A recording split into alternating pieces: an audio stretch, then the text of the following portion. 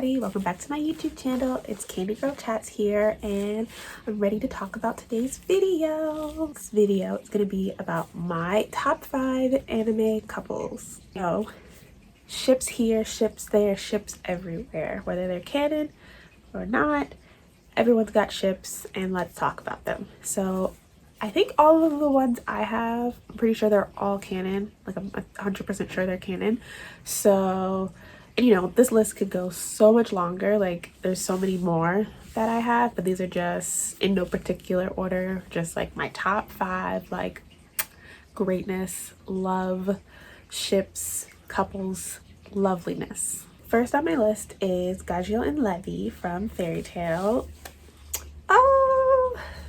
If you've seen to the end of Fairy Tail, you know that this is canon, and that, like, oh my gosh, like, this couple has really like progressed throughout the show. Like, in the beginning it was like kind of one of those situations where he was a bad guy and she was good, and you know, kind of like melting his iron heart per se, you know.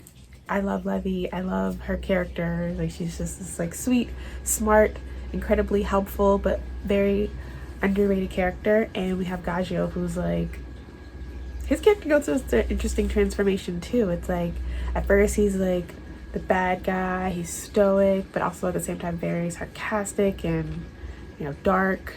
But he goes through this transformation where you see him like playing music and singing and all these things, and he learns to be a part of a team and, you know, what love and family is. And in the end, they end up together and she's pregnant. Oh, my heart was crying. I was just like, oh my gosh, I can't believe this is like an actual like actual canon. Like, we're talking about this, like, this is real. I love them. I like, that is one of my cosplay couple goals. So like, they come cosplay with me.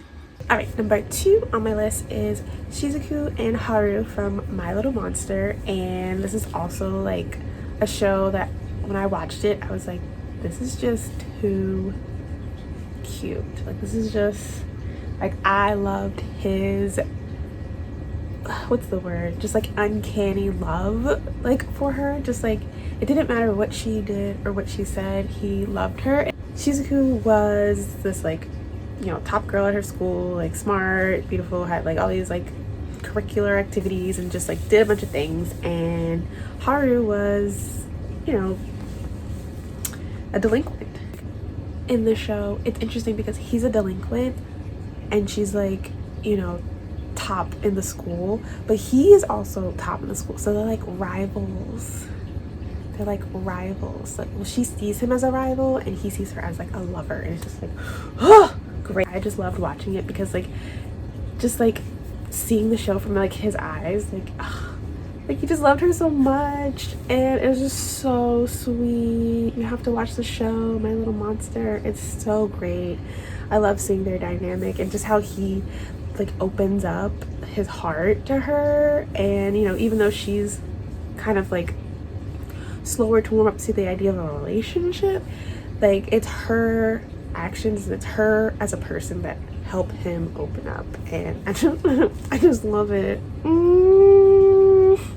I love romance animes.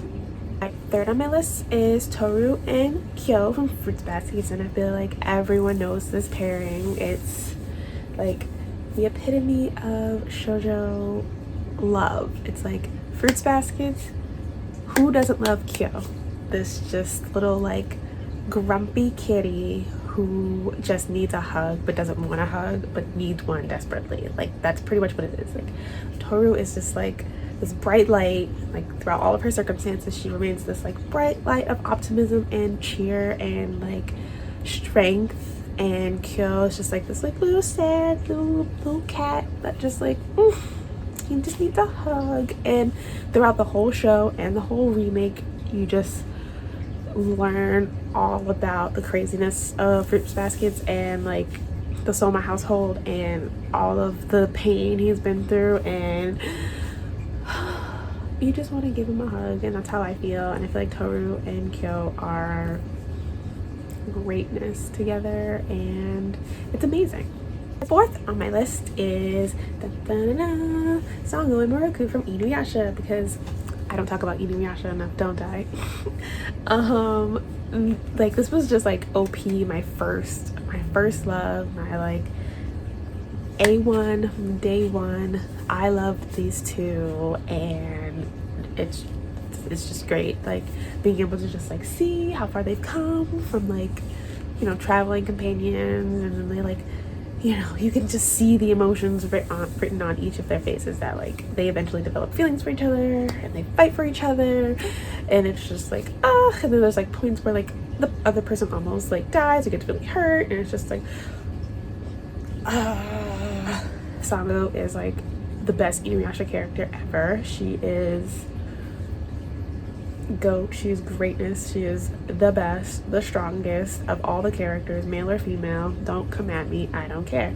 And Roku, although he's like, you know, pervy and, you know, a monk, he kind of like gives me like mild Jiraiya feels, like only, you know, a little bit more toned in Jiraiya feels. Like, he has a good heart, and you know, they get married, have a couple babies, their babies grow up and do some shit. So like, it's great. It's great. So last on my list is from this very special anime that has this like special place in my heart, because it is so sad but so great equally at the same time. It's called Orange, and everyone should watch it. If you want to have a little bit of a cry, like, just let it out while you watch Orange. This show has Naho and Kakeru, and it's about, you know, their love story. Well, yes, it's about their love story basically. And the show really gets like dark, but it's just so good. It's like, you know, Naho, she's just living her life. She has her group of friends, you know, they're in school, and Kakeru's new, and you know, through some series of events, like, he goes through some shit, and you know, the outcome isn't great, and so Naho and her group of friends are, you know, sent back in the past with letters from their future selves on how to save Kakeru from what happened. And it's about how, you know, in their normal timeline, they, you know, they were all friends and they loved each other, and she loved him, but like the expression of love wasn't expressed in the way that it should have been. And like, I don't want to spoil it because it's such a great show, but basically in their regular timeline, like, Naho and Kakeru didn't, you know, end up being together, and like stuff happened. But when they went back in time and they had their letters, they learned like what they should have done in order to save Kakeru from what happened. And in the end, it's just, whew, I was crying, like literally sobbing. You need to watch it. It is great. Like, it's such a well written, animated, just like well done show. So yes, those were my top 5 anime couples. And of course, like I said, there's so many more that like I didn't talk about because my list could go like to like 100 anime couples, but those are 5 I really wanted to highlight. Some you guys already know, some you might not have known. So I hope you guys enjoyed. Comment down below what your top 5 anime couples are. They can be canon, they can be uncanon. Like, just comment below and tell me all about it and what you guys think of mine, and make sure you give me a big thumbs up and hit that subscribe button. I'll see you in the next video. Bye.